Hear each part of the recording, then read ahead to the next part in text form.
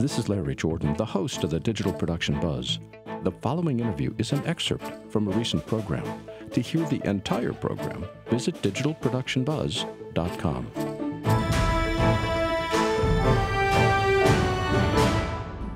Casey Hupke is a visual effects designer and an animator who's been working commercially for more than 7 years. As a freelancer, he collaborates with studios to help define an artistic style for clients such as IBM, AT&T, Coca Cola, and Buick. His passion for comedy and a special love of illogical special effects helps to define his workflow and his aesthetic. Hello, Casey. Welcome. Hey, guys. How's it going? Casey, how would you describe what you do? I guess the most poignant way to describe it was a motion designer hacker. A lot of the times, like beyond just on the design level, I have to come up with solutions for how to get things done at fast pace. Do you think of yourself as a solutions provider or as a designer of effects? A little bit of both, but probably more of a solutions designer. How come? Well, there's a lot of times where I end up being more like a technical director or a lead on a project, so I don't end up actually getting to go from 0 to 100% with like a frame or a shot. I more or less come up with like a idea or a trick, and then from there distribute that out to a team or some other partners, and then they'll usually finish it up. Who are some of the clients that you've had in the past? I've worked with a lot of the big studios out in Los Angeles, and most recently I've been doing concert visuals for, like, I just worked on the U2 tour that's going on right now, and I've worked with Katy Perry and Lady Gaga, Tim and Faith, and Nicki Minaj. We're gonna talk more about the U2 tour in just a minute, but we went to your website and downloaded your demo reel, and when I showed it to the team here in the office, everybody's jaw was on the floor. So it runs about a minute, and it's worthwhile, I think, to share it with the audience. So let's take a look at your demo reel. Please don't hold me back, no.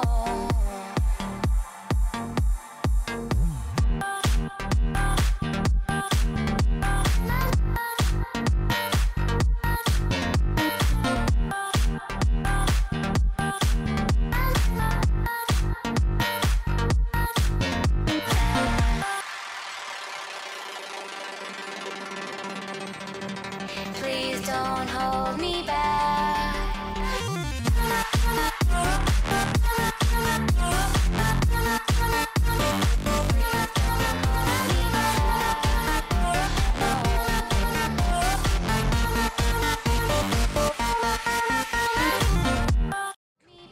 I haven't seen that many particles in a long time.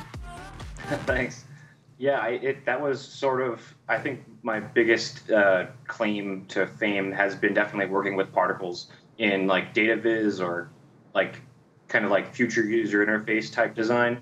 It was something that there wasn't a lot of Cinema 4D users using.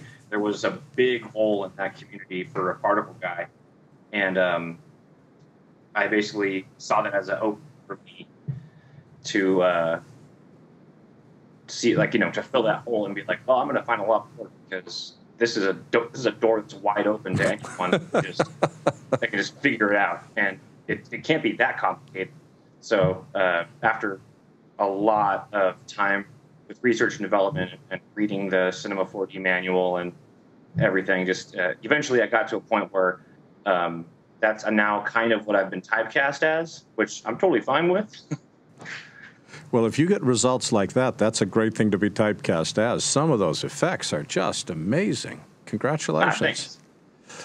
Let's say that I want to deal high level first, and I want to talk about some of the more specific projects you've worked on. But a company comes to you. How do you decide how to solve their problem? Do you see the solution in your head and you go right to it, or is it a process of exploration, or what's your creative process? How do you work through getting some of the effects we just looked at? I try to look at the micro level of what's going on in the like the design reference or the frame or whatever, or even like the verbal ask. And I try to think like, what at the core of this, what's the movement? Like, is there something in the real world that I can relate this to? And usually it's some kind of like dust particle in the wind or like fluid coming out of a faucet or something, and kind of start additively creating those types of effects and then mixing them and mashing them up. And a lot of it just comes down to trying to figure out what all the little things are that are making this motion or this reference feel right. And it's usually things that you're not even aware of, that like, just like a little bit of depth and field wiggle or like a little bit of motion blur error or just little things that like break up the linearness of animations. That those are the things that I kind of look for in a design, like the things that are going to make your brain, sort of feel confused, but like it's looking at something real because it can't quite understand it. Now, I don't want to bring up past history here, but you're using terms like depth of field and creative terms, but you didn't start out as a designer. How did you get into this field? I started, I was working at a hair salon that my wife worked at, answering phones, and I went on Craigslist, and this was like in 2004, and I was literally looking for a cool job. And I found this posting for it was a motion graphics studio called Exopolis, and they were looking for a production coordinator. So I sent them a completely informal email, just kind of word vomiting about what I do and what I like to do. And in that list was this hacking zine that I published with some friends. And I built a lot of computers and loved technology. So instead of hiring me as a production coordinator, they hired me as a part-time IT guy. And after about 6 months of that, they brought me on full-time. And then they saw me kind of like using Cinema 4D and After Effects and Photoshop. And they were like, "What are you doing?"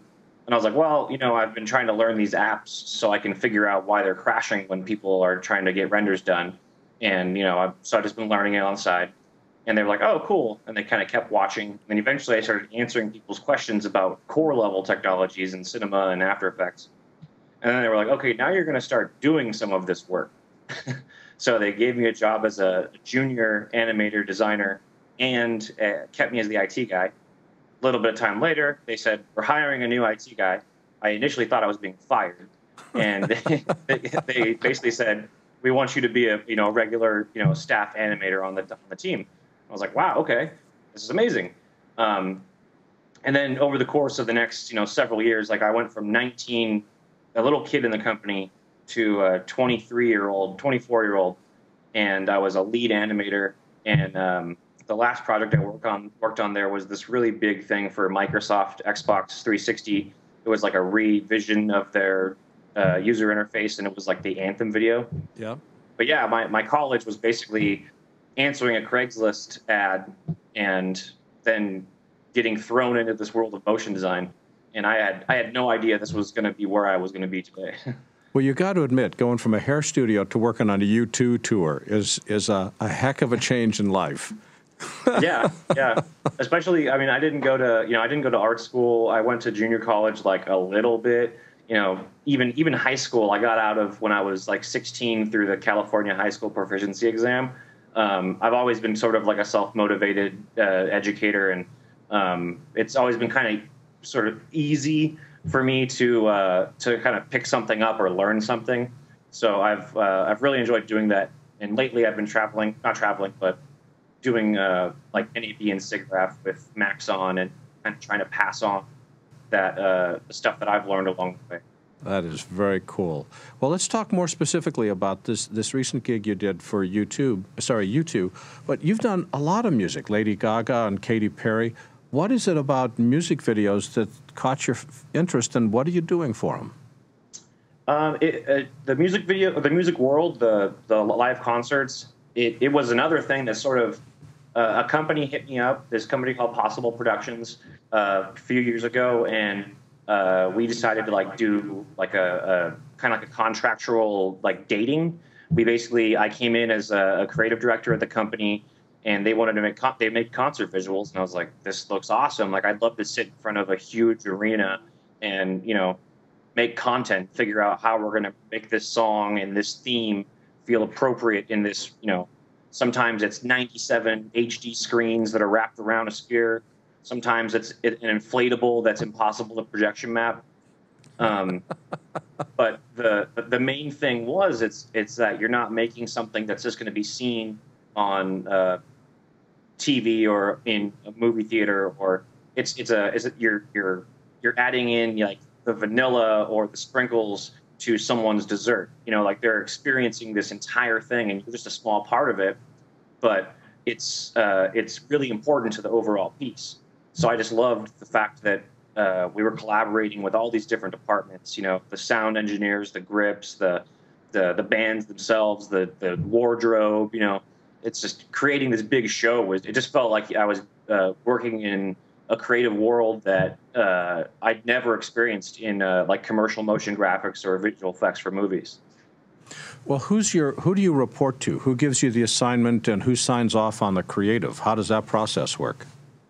It really depends on who I'm working with. I've worked with a few different companies that do these large tours. Like most recently, I was working with Empirical Studio, who's another company with Third Company in London, and they do like AC/DC and Ed Sheeran and U2, obviously.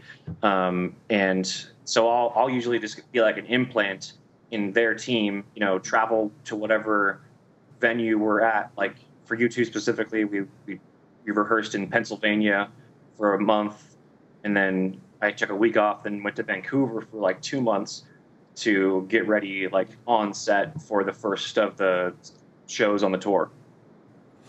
And so to answer the question, whoever's employing me is going to be sort of the boss. But most often it's a band manager or band art director. I was just wondering, it's not the band itself, but it's like their producer or manager that's the one that's doing the hiring and making the creative decisions? No, well, the band definitely is going to have their say and their word, and it's usually the final word. But sometimes, like with some bands, I've just the only thing I've gotten from them is, yeah, that's cool, and the manager will be like, okay, yeah, I know they said this is cool, but like, so check this out. We have this idea where we want it to go up and down, and then zig, zig, zig, and then they want to see that in 5-6 hours. So we got, small teams, usually 3 to 6 people that have to turn out, an hour of content.